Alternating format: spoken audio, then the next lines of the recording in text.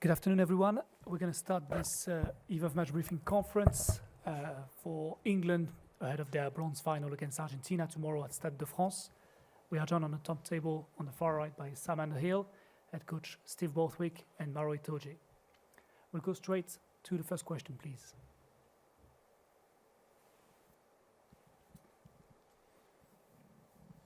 Hi everyone, thanks for your time. Steve, obviously we've seen the RFU statement today about the Tom Currie situation.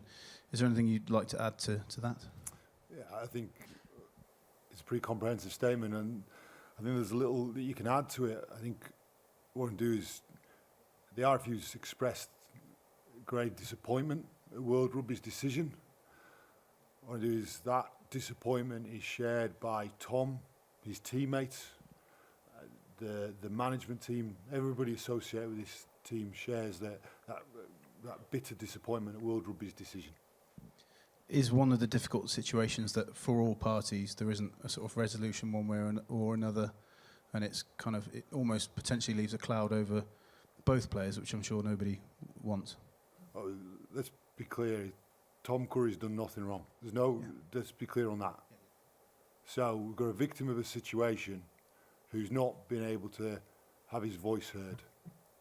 That, by World Rugby's decision, they've denied the opportunity for the victim of the situation, Tom Currie, to have his voice heard.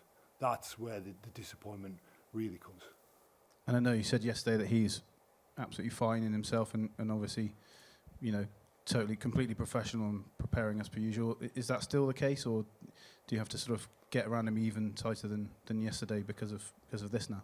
Well, I'm sure the men either side of me will be able to talk about him more, but I sense that firstly I'll say Tom has been incredible all week, as he always is. He's an incredible professional and a real hard, tough rugby player.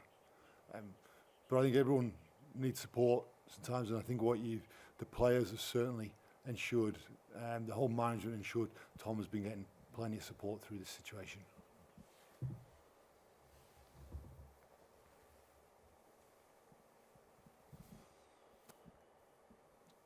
Hi Steve, I know you have lots of motivations for this game, but there's what Tom's been through this week. Does that add anything to that, to trying to do it for him?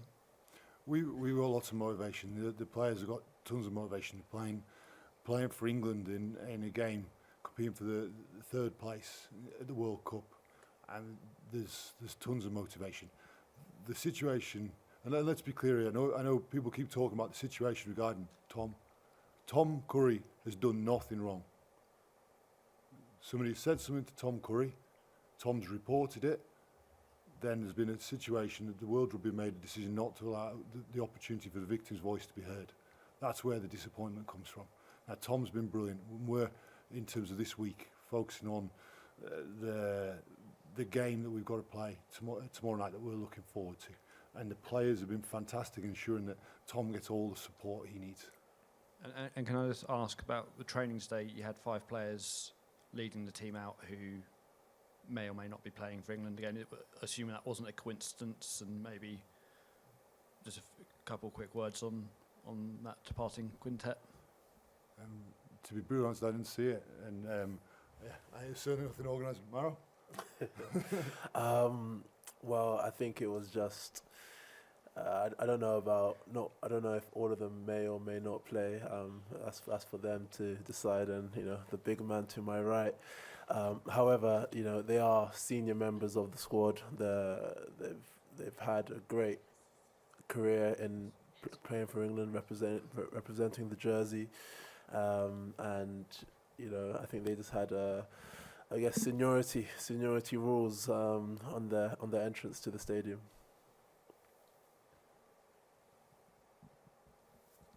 Maro, you did a bit of a number on Argentina in the group stage. What do you think their motivation for tomorrow night will be?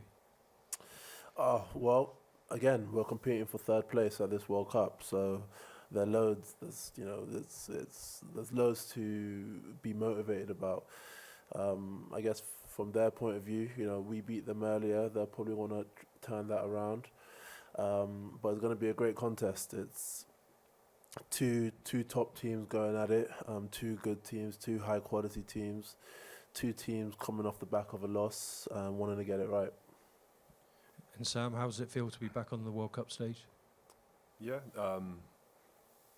be almost normal with the lads that are here. Obviously spent a fair bit of time with them in the build-up. Delighted to be a part of it. It's always an honour to be a part of the group, even more so to be playing. So yeah, for me personally, a massive honour, and very grateful to be here. And Steve, are there any details on Kevin Sinfield's future? There's been a suggestion that he might stand down off the World Cup. I think I've been in this job 9-10 months, and one thing I've learned very quickly is it's impossible and unwise to comment upon every rumour and piece of speculation that's thrown out. So I'm making no comment on any of that. Hi Steve, Will here. Just back on the situation we've had this whole week, is there any process by which you can take this further or make more representations of World Rugby, or, I don't know, appeal the decision at all? From our point of view, we'll leave that. The RFU's come pretty categorical with their statement today. As far as we're concerned, we've got a game tomorrow night, and we're getting on with that. Now, I think everything we've done, everything Tom's done, has been done in the right way. I think in World Rugby's come to this decision, which is incredibly disappointing. Do you worry that because it's been left so unsatisfactorily for all parties, that it will now overshadow future games between England and South Africa? I don't think so in that regard, but I think what is important to say right now, I'll say so in my role here, is that discrimination has got no part in what we do, no part whatsoever. The RFU statement makes that clear. We stand by that as well. Can I ask you, Sam and Maro, I won't ask you about the situation itself, but just how you supported Tom in a tricky week. Maro first. Well, first I'll say I think Tom's been tremendous. He's been incredibly courageous to do what he's done, and the manner he's done it, you know, as Steve said, in the right way, through proper channels, conducting himself in a manner that, you know, he should be proud of, and his family, and definitely as teammates, we're proud of him, of what he's done, because to do that isn't easy, you know, to make a statement like that isn't easy, to call out stuff like that isn't easy, and as he's seen this week, when you do something courageous like that, you put yourself out there, and he's been absolutely fantastic in that regard. And in terms of how we've tried to support him, just to be there for him, just to you know, try and be there for him in any way he needs. If he needs to talk about anything, you know, we're always there for him. But he's a strong man. He has a strong personality, strong will, and he's been, as I said, he's been great throughout the week. Has it been troubling for you to see the abuse he's got when he's just raised something that he thought he heard on the field, and it's him who's getting quite a lot of the heat on social media and other places? Tom is the innocent party in this respect. He's as Steve said, he's done nothing wrong. He's, you know, the victim of the situation. So for him to have this abuse is, you know, it's disgraceful. On a slightly lighter note as well, like his players, it's his 50th cap this week.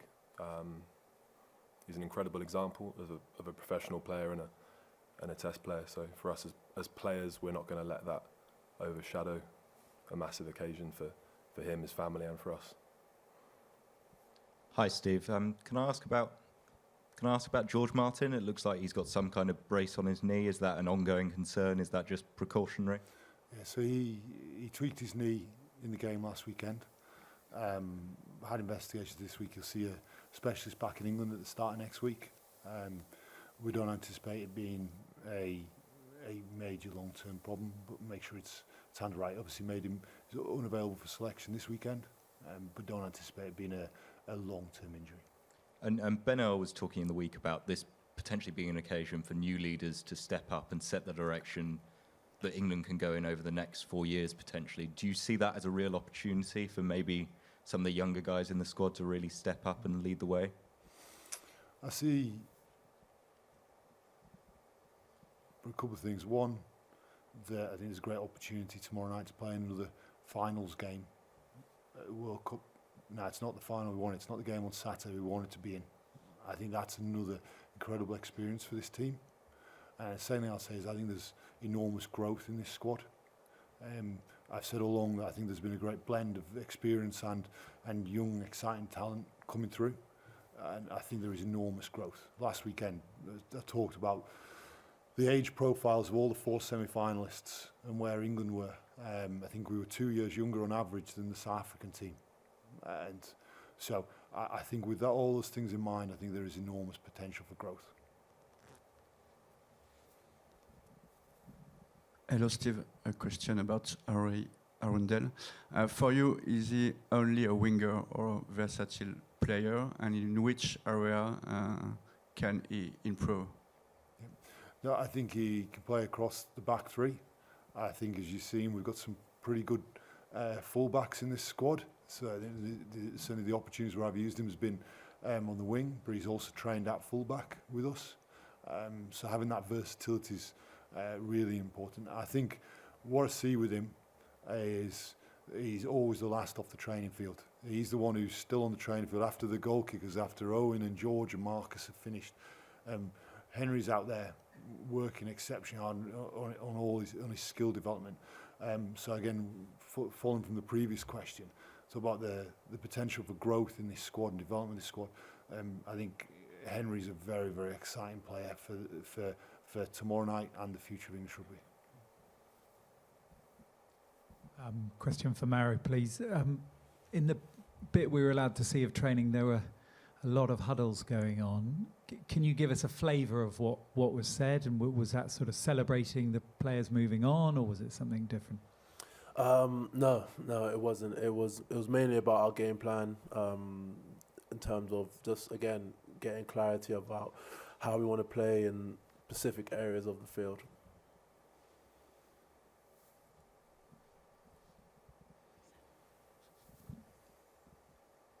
A question for Sam and Maro, just on Courtney. Can you sum up how difficult the transition is, maybe particularly for Maro first, it is to go from second row to reinvent yourself as a blindside flanker, and how much you think he's sort of improved in that role? No, I think Courtney's been fantastic. I think he's one of those players who's evolved over time and has found a way to get better. He's played across different eras. He played with the man to my right back in the early 2000s, and he's still playing today. So he's the way he's evolved his game is amazing. And he's a great man. He's a great man, great person. The boys have loved being around him. He's set a good example with his dedication on the field, and for all of the squad, he's gonna be missed. Yeah, I think Maro said it all there. It's hard to think of someone that's as good as many things as he is. He's obviously an incredible line-up forward, incredible in defence. He's a good ball carrier. His work rate's phenomenal. He's a great example of a world-class back row. I can't think of anyone better I've played with. So yeah, he'll be sorely missed. But a great bloke to be around. Yeah. Any further questions? Sam, just for your situation, I know obviously you've been fully fit for a while now, but you did have obviously injuries before that. How big an opportunity is this for you to, in a similar way to Ben talking about setting a tone for what's to come? I mean, the opportunity in itself for this match to state your case for, one, to hopefully win this match and go home with a medal, but two, state your case for the new cycle. It's a big opportunity, isn't it? Yeah, I think one of the things I've learned is you can't think too far ahead. In rugby, normally the next game's the best one to focus on. So for me, I'll be trying to make everyone proud of the weekend and put a performance in that I'm proud of, and normally your goals are pretty aligned with playing well. So it's an easy sort of motivation. As to whether anything comes of it, that's out of my hands. But yeah, it's got a lot of motivation for the weekend for sure. And Steve, just on Henry, like you say, great to see that he's so dedicated, and but clearly at sort of points early in the tournament, people were saying, wondering, why he wasn't playing more. But you were very clear about what you wanted from your wingers in the very specific game plan. Are those the sorts of areas that he will and you will be looking to sort of round out in his game in the years ahead? And because obviously we know everything about his sort of explosive talents, don't we? But are those the bits that someone like Johnny May, was clear about building block by block over the course of his obviously very impressive career? Yeah, and I think as players gain more experience, each one of those things informs the guys of what they need to do, having seen situations before. They're never exactly the same, but there are always some similarities there, and you can draw from that experience. I think that the other players, you mentioned Johnny May. Johnny May's kind of taken Henry under his wing a little bit as well through this summer, and trying to impart all of his knowledge and share that with Henry. And Henry, to his immense credit, has a great thirst for knowledge. So I'm looking forward to seeing Henry go tomorrow night. Thank you very much, gentlemen. This is the end of this press conference. Thank you.